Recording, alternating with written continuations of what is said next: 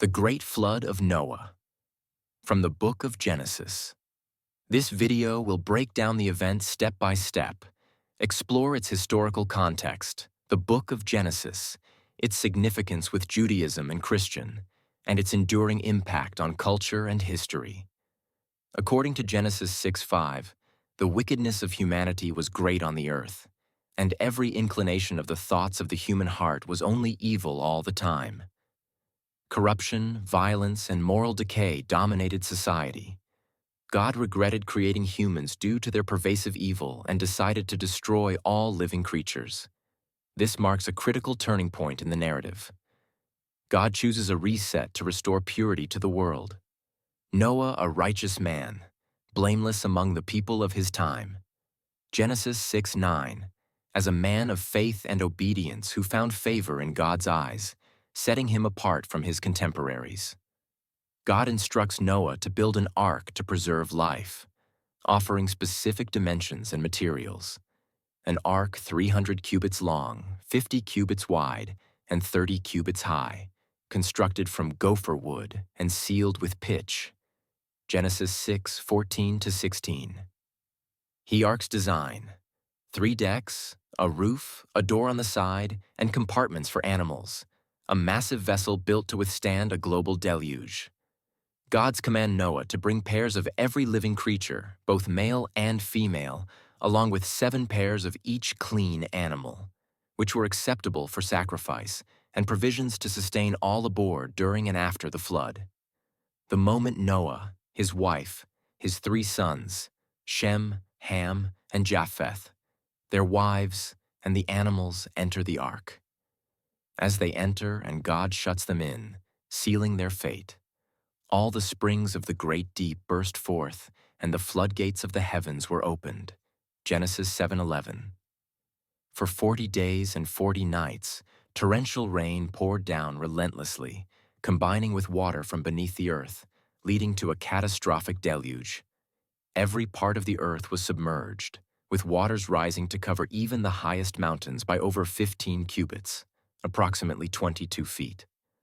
The rising waters destroy all life that breathes air on the earth, save those on the ark. The waters prevailed upon the earth for 150 days, with the ark drifting aimlessly over the submerged world. Emphasize the isolation and uncertainty inside the ark, with Noah, his family, and the animals waiting for signs of land. God remembers Noah. Genesis 8:1, signaling a turning point. He causes a wind to blow over the earth, and the waters gradually start to recede.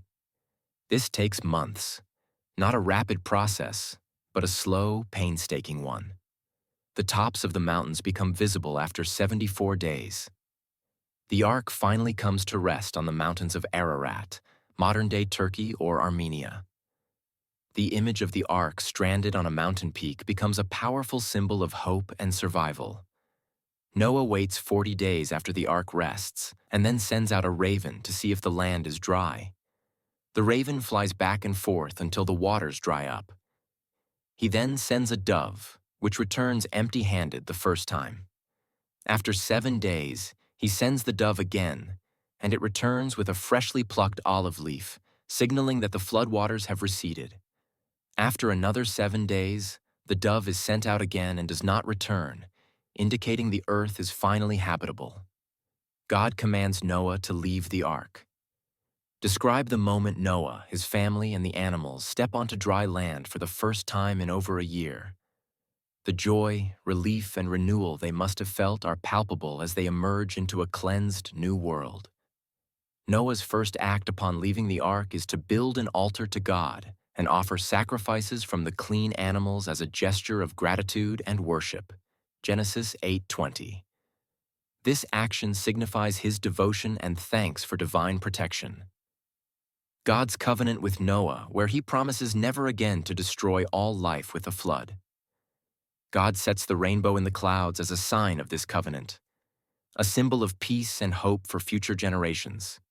The rainbow's symbolism as a bridge between heaven and earth, representing God's mercy, the renewal of creation, and a new beginning for humanity.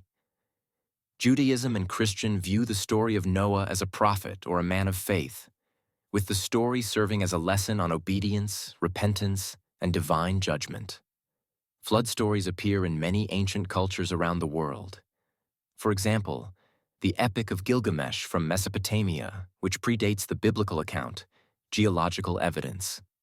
The Black Sea Deluge theory, proposed by geologists William Ryan and Walter Pittman in the late 1990s. According to their hypothesis, around 5,600 BCE, melting glaciers from the last ice age raised sea levels, causing the Mediterranean Sea to breach a natural dam at the Bosporus Strait, rapidly flooding the low-lying area now known as the Black Sea.